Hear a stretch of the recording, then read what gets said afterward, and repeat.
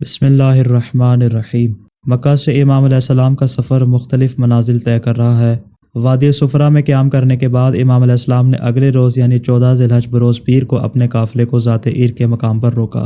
اس سے پہلے ہم اس بات کی جانب اشارہ کر چکے کہ ذات عرق وہی مقام ہے کہ جو کہ عراق کی طرف سے آنے والے حجاج کرام کے لیے میقات ہے۔ اس مقام پر امام علیہ السلام کی ملاقات عراق کی طرف سے آنے والے ایک گروہ کے ساتھ ہوئی۔ بعد السلام جب ان لوگوں کو امام علیہ السلام نے اپنے ہدف اور اپنے مقصد کے متعلق بتایا تو ان میں سے بعض افراد نے آپ کے کوفہ جانے کی تائید کی، جبکہ دیگر بعض افراد نے آپ کو کوفہ جانے سے منع فرمایا۔ جن لوگوں نے امام علیہ السلام کو کوفہ جانے سے روکا ان میں ایک بشیر ابن غالب یا بشر ابن غالب بھی تھے۔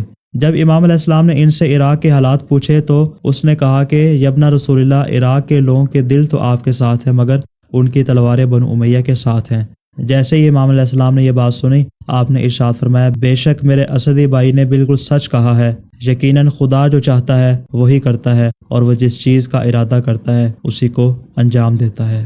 ہر منزل و ہر دشت میں کرتے تھے یہ تقریر، پہنچا دے کہیں منزل مقصود پہ تقدیر۔ انہی افراد میں سے ایک شخص ریاش بھی تھا کہ جس نے امام علیہ السلام سے پوچھا کہ یبنا رسول اللہ، آپ نے اتنی جلدی مکہ کو چھوڑ کر آخر عراق کا سفر کیوں اختیار فرمایا ہے؟ تو آپ نے ارشاد فرمایا کہ بنی امیہ نے مجھے خوف میں مبتلا کر دیا اور میرے پاس اہل کوفہ کے خطوط ہیں جو کہ اب میرے قتل پر آمادہ ہو چکے ہیں۔ بس اگر وہ ایسا کریں گے اور خدا کی مقرر کردہ حرمت کی حد تک کریں گے تو خداوند عالم ان پر ایسے شخص کو مسلط کرے گا جو ان کو قوم اما سے بھی ذلیل و رسوا کر دے گا۔ اس کے بعد امام علیہ السلام نے اگلی منزل پر کہاں توقف فرمایا اور وہاں پر کون کون سے واقعات پیش آئے، انشاءاللہ اگلی ایپیسوڈ میں بیان کریں گے۔ السلام علی الحسین وعلی علی ابن الحسین وعلی اولاد الحسین وعلی اصحاب الحسین۔